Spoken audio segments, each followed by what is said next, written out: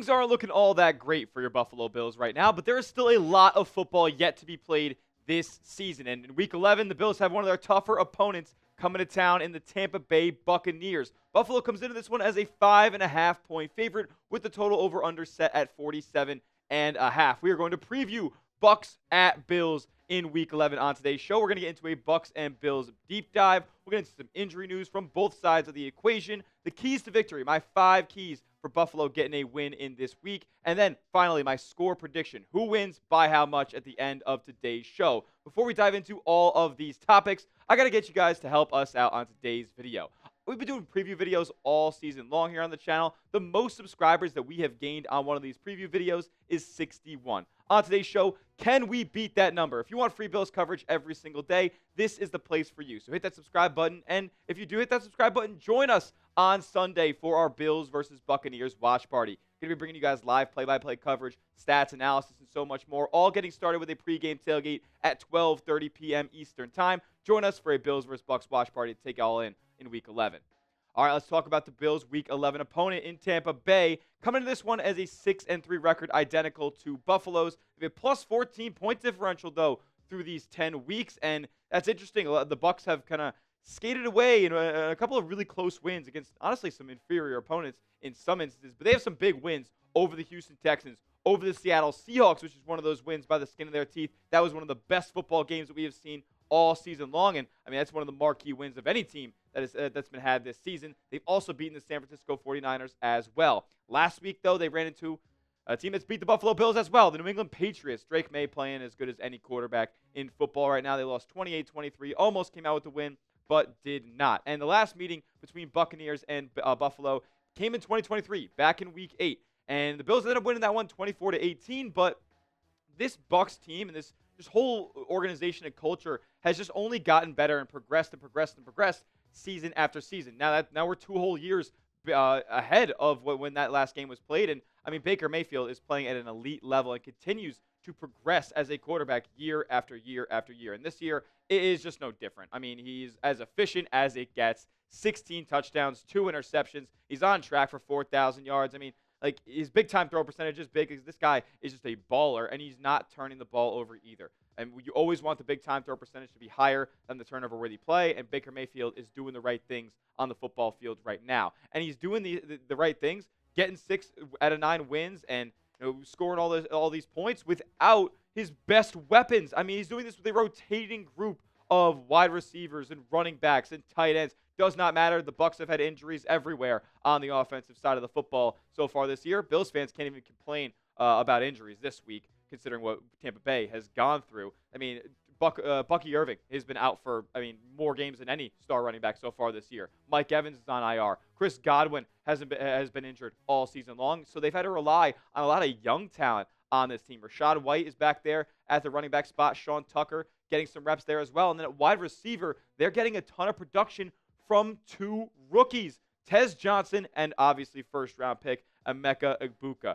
I'm pretty sure Tez Johnson went undrafted, by the way. So, this is the guy who the Bills could have had in this past draft cycle. They decide to not go after him, and the Bucs, the rich get richer there, and he's playing at an elite level, man. These are the only 2 pairings of rookie wide receivers in this league with 250 yards and 4 touchdowns a pop. They are the ones getting the points on the board for Tampa Bay so far this year, and Emeka Egbuka has just as good a chance as anybody to win Offensive Rookie of the Year. This guy is far beyond his years, and I would have loved if the Bills were able to scoop him up in the draft this past April, but he did end up going before the Bills made their selection. Some Bucs stats to know here heading into Week 11. We do this every week, and we just go over the really just key statistics from each Bills opponent. The Bucs, they're a top 11 offense in the league. I know with all the injuries they had, it's kind of been a struggle for the most part, but they're still eking out wins, and Baker Mayfield's still a top quarterback in this league, so this offense is obviously not one the Bills could take lightly. Yards per game, though, they're not exactly moving this thing up and down the field at the highest rate in the league, 17th there. The third down conversion rate is really bad, and so is their red zone scoring rate. Both 24th, bottom 10 marks, and their yards per rush, all bottom 10 marks on the offensive side of the ball this year. That was pretty interesting to see when I found that out. As far as their defense goes, that's middle of the pack unit, to be honest with you. 14th highest points per game allowed. Yards per game allowed, they are 20th. So, I mean, teams can move the ball on them. Their third down conversion percentage for their opponents is middle of the pack as well. And their opponent red zone scoring percentage is near the bottom 10 in the league as well. So the Bills should have a decent time moving the football this week. One of the Bucs' strengths of their defense, though, is the interior of that defensive line in the run game. So undoubtedly, the Buccaneers are playing better football than the Buffalo Bills are. As it stands right now, I know they have identical records. I know the Bills have gotten wins over inferior opponents. So have the Bucs, and they have been smaller margins than those two teams would like to. But at this moment right now, if you're going to tell me who the better football team is, it's far and away the Tampa Bay Buccaneers. And it's not just because of the firepower they have on offense, the quarterback they have. No, this team has defensive playmakers as well. Like I said, the interior of that defensive line, Vita Vea, manning it up. Still one of the best D tackles in all of football. And speaking of veterans who are still one of the best in the league, Levante David at that linebacker spot. I mean, he just is a good football player and just doesn't age a day. Jamel Dean, one of the best corners in this league. And shout out Zion McCollum for Tampa Bay here, who's really making his claim as one of the better corners so far this season, graded super highly per PFF. Antoine Winfield, we know, is one of the best safeties in this league. And Tyke Smith, one of the best sophomore campaigns of any defender in all of football this year. He's emerging as one of the best safeties in this league, and he's a guy you got to watch out for over the top and around the line of scrimmage as well. He's an elite run defender and an elite pass rusher when Tampa Bay elects to blitz as well. So the Bills have their work cut out for them this week. Now let's get to your Buffalo Bills weekly deep dive. We bring together a couple of nerdy stats. We all know the strengths and weaknesses of this Bills team at this point. We don't have to go over the general nonsense stats that we do for each opponent. But as far as the deeper dive statistics that we can dive into here, well, as far as what teams like to do to the Buffalo Bills, I saw this come across my timeline earlier today, and teams really lean into the run game versus Buffalo. The chart you're looking at right now is neutral passing situation. So first and second down, not in the last 2 minutes of the half or an end of game situation. When teams can just elect to do whatever they want on offense, what are they doing against the Buffalo Bills? Well, they are running the football. They know damn well the Bills' run defense is the worst part of that unit, and teams are leaning into it. So I would expect Tampa Bay to try to establish a run game at some point this week. Also, in some Bills, nerdy stats here, the tight end spot has become really Josh Allen's only source of offensive success. The last time the Bills' offense looked like it had any sort of solid production, it was against KC in Week 9. Well, in that game, 59.3% of the receiving yards for the Buffalo Bills came from the tight end position. And now the Bills are without Dalton Kincaid. Dawson Knox elevated to tight end 1. Jackson Hall is going to run more routes than he has all season long. Got their work cut out for them in that aspect, especially when you consider how bad their receivers are and how bad is Keon Coleman. His efforts getting called into question, and we don't have to question his production. It is straight garbage. Yards per target against the Miami Dolphins, I think it ended up being 5.75 yards per target. That is so bad. His passer rating, when he's targeted all season long, 86.2. We know Josh Allen's a hell of a lot better than an 86.2 passer rating. That's 56th out of 68 qualified receivers with at least as many targets as it took. He's bad, man. And the Bills need to admit their mistake, but no, they're trying to make up for it. They're trying to cover it up, and they're digging themselves a deeper hole than it needs to be. I mean, this team got so desperate that they went out there and signed Mecole Hardman this week. Now, there's another reason that they may have signed Mecole Hardman. We'll get to that in a little bit, but it's just no secret that the Bills' receiving core is bad, and Josh Allen is suffering. This Bills' offense is suffering as a result. Teams are able to sell out for James Cook in the run game. Hopefully the Bills can overcome that this week. Let's get to some injuries here from the Tampa Bay side of things. The Bucs injury report. We're going to see Chris Godwin and Bucky Irving on the sidelines here for Tampa Bay. Godwin's still dealing with a leg injury, a fibula injury that has been going on since week 4. And Bucky Irving's been out for basically this entire season. Not on IR, but it doesn't look like there's any timetable on his return just yet either. Way more serious than the Bucs thought. That's unfortunate, man. Bucky Irving's one of the better players in this league. Hassan Reddick missed last week's game with an ankle and knee injury. And then linebacker Marquise Watts also missed the game against New England with a knee injury as well. So their defense could be banged up a little bit, and their offense, we know, is missing some of its best players. If you guys want the Bills to beat the Buccaneers this week, manifest it, make it happen for me. Go down below and hit that thumbs up icon, like today's video if you want to get back on track and get a win in Week 11. Next, we're getting into the Bills injury report, the Bills side of things here, and then my 5 keys to victory and the score prediction as well to round out today's show. That in just a moment. But first, get hooked up with some of these awesome deals at this link right here, chatsports.com/Buffalo sale. Bunch of Bills t-shirts discounted right now. Bunch of sizes available and bunch of more designs available than just the ones I'm showing you here. Like this Pro Bowl one, this Josh Allen whited out jersey is pretty cool, as well as retro look with the gradient in the Bills text there. I like that one a lot. And then this Josh Allen diving for the pylon. These are some of my favorite looks, but there's so many more at chatsports.com/Buffalo sale. That link is in the comment section and description of today's video. Go get yourself some fresh Bills gear for the low today.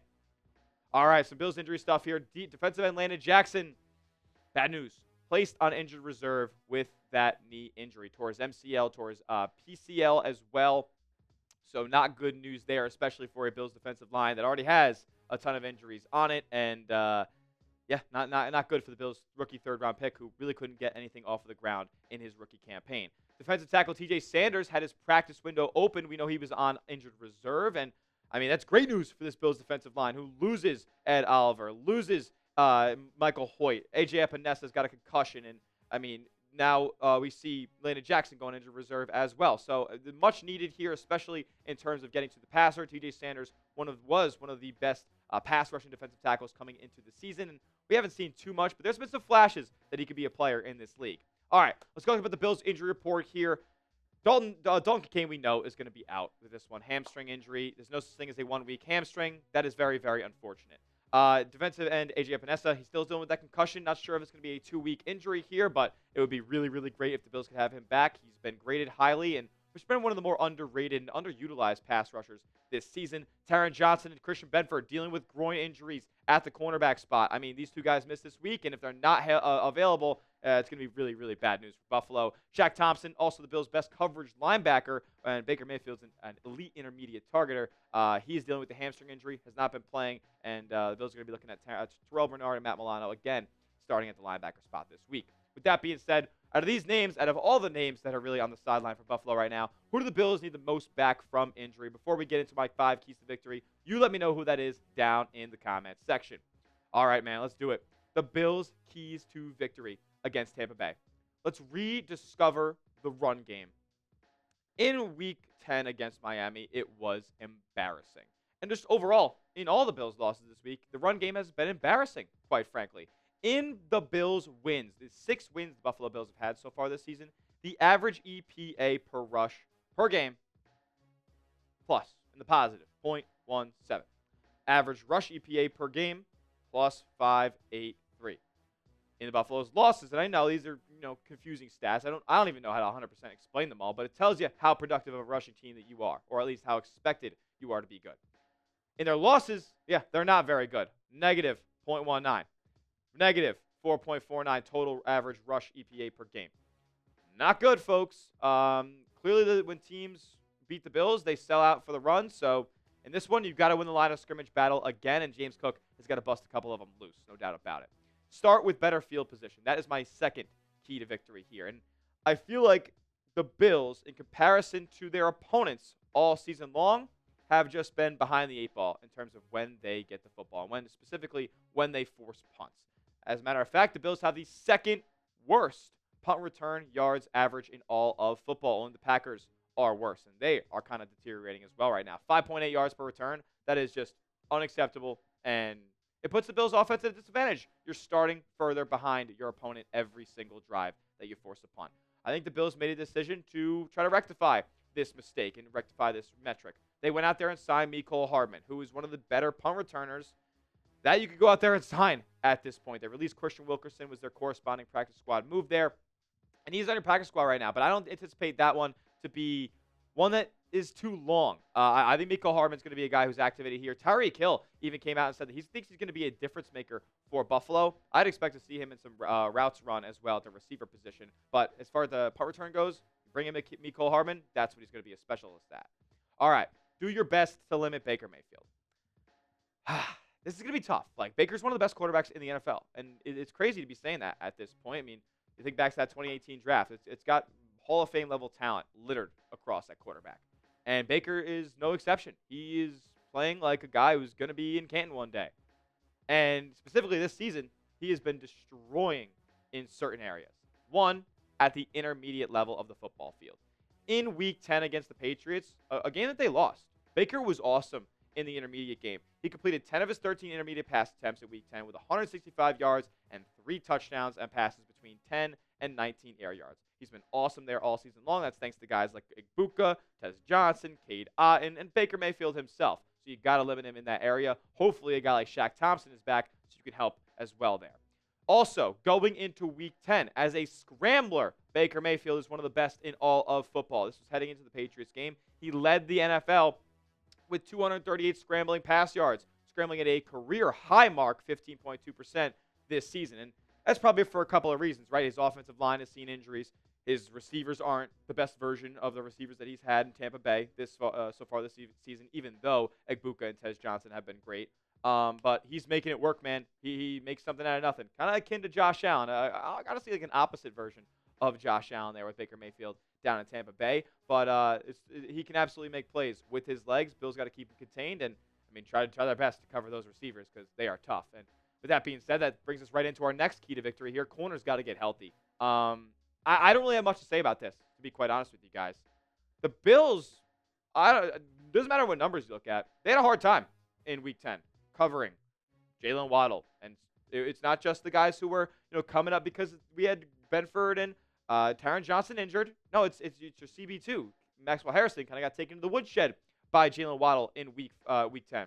Also, you couldn't guard Malik Washington. You couldn't guard other players in this Dolphins passing attack. So this cornerback room needs to get healthy. Not only because they need to cover up this talented group of Tampa Bay receivers, but they also need to help in the run game as well. We know Benford and Taron Johnson specifically is one of the better run defenders at the second or third level on this Buffalo Bills roster.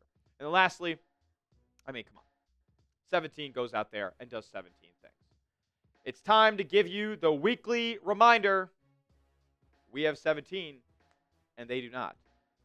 Look, this guy has been dealt quite the hand by his general manager, by his head coach, and he continues to overcome it all. He's frustrated. I know he's frustrated, not only with just overall outcomes of these games, but with his receiving core that has been much maligned by media members and fans and pretty much everybody who's talking football at this point. But he's going to go out there and make the plays when it matters. If this one's coming down to the wire, I believe in Josh Allen to go get the job done over Baker Mayfield. So we got 17. They don't. Go make it happen and go prove me right against Tampa Bay. Get back in the win column this week. Predict the score of Bills versus Bucks. Let me know. Highland. I don't know, man. The Bucks are a good team. The Bills are falling. But I still got the Buffalo Bills. 33-30. It's a shootout. They think it's going to be fireworks in this one? I do as well. Highmark Stadium. Baker Mayfield coming to town. High-powered offense.